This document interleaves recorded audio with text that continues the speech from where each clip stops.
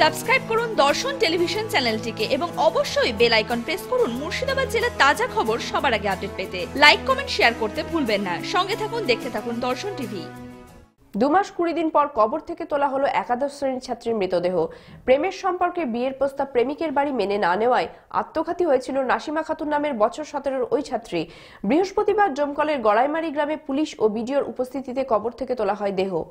ডোমকলে হরিশঙ্করপুর শ্রীকৃষ্ণ বিদ্যাপীঠের একাদশ শ্রেণীর ছাত্রী ছিল নাসিমা। ডোমকলের গড়াইমারি মিন্নাত মণ্ডল নামের কৃষিজীবীর মেয়ে নাসিমার সাথে ডোমকলেরই রাজপুরের ইকবাল হোসেনের ছেলে আরজ মণ্ডলের সাথে 3 বছরের প্রেমের সম্পর্ক ছিল।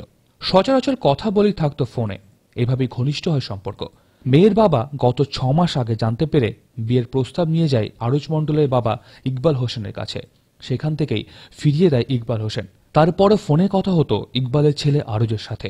হঠাৎ 27 অক্টোবর নিজের ঘরে গলায় ফাঁস লাগিয়ে আত্মঘাতী হয় নাসিমা। নাসিমার বাবা থানায় অভিযোগ জানাতে গেলে বাধা দেয় স্থানীয় লোকজন। পরে তারা সালিশি সভা ডাকে, তাতে অভিযুক্ত ছেলে আরজ মণ্ডল স্বীকারও করে। জরিমানা বাবদ 3.5 লক্ষ টাকা ধার্য করা হয়। 50,000 টাকা দিলেও বাকি টাকা 1 মাসের জন্য সময় চেয়ে নেয় ছেলের বাড়ি পরিবার। 1 মাস পরপরই অস্ত্র দেখিয়ে হুমকি দেয় মিতার বাবাকে।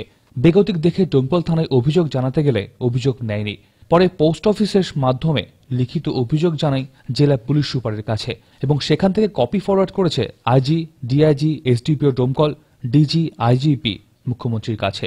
অভিযোগের ভিত্তিতে কোর্টের নির্দেশে ডোমকলের বিডিও পার্থ মণ্ডল পুলিশ সাথে নিয়ে মৃতদেহ তুলে ময়নাতদন্তে পাঠায়। আমাকে বলল, দেখ টিপুর ছেলের সঙ্গে ভালোবাসা করেছে, আমি জানতে পারলাম, একটু দেখ তুমি বিয়ের প্রস্তাব নেই কি বলে। তো আমি মারার 6 মাস আগে এ কথাটা বললো। তো আমি গেলাম, টিপু অবশ্য আমার বন্ধু লোক ছিল। তো আমি গেলাম, যাই বললাম টিপু ভাই এরকম তো ছেলের ব্যাপার শুনলাম। তো টিপু বললো যে আমার ছেলের বিয়ে দিই কোন হিসাবে, আমার 2টো ছেলে বড় আছে, ছোট, সব ছোট, আমি বিয়ে দিতে পারবো না। ছেলের বাবা বলছে বিয়ে দিতে পারবো না। লাস্ট কথা বললো যে আমি ওই ছেলেকে গলা টিপে মেরে ফেলবো, তাও বিয়ে দেবো না মেয়ের সঙ্গে। কতদিন আগে বিয়ের সম্পর্ক নিয়ে জানতে পারি? আমরা জানতে পারি 3 বছর মেয়ের সঙ্গে ছেলের সঙ্গে সম্পর্ক আছে। আমরা জানতে পারি 2.5 বছর পর, 2.5 বছর পর জানতে পারি আমরা। তারপরে এই প্রস্তাব নিয়ে যাই। কি হলো? তারপরে তো মিটিং এ আপনার ছেলের পক্ষে সবই স্বীকার করেছিল।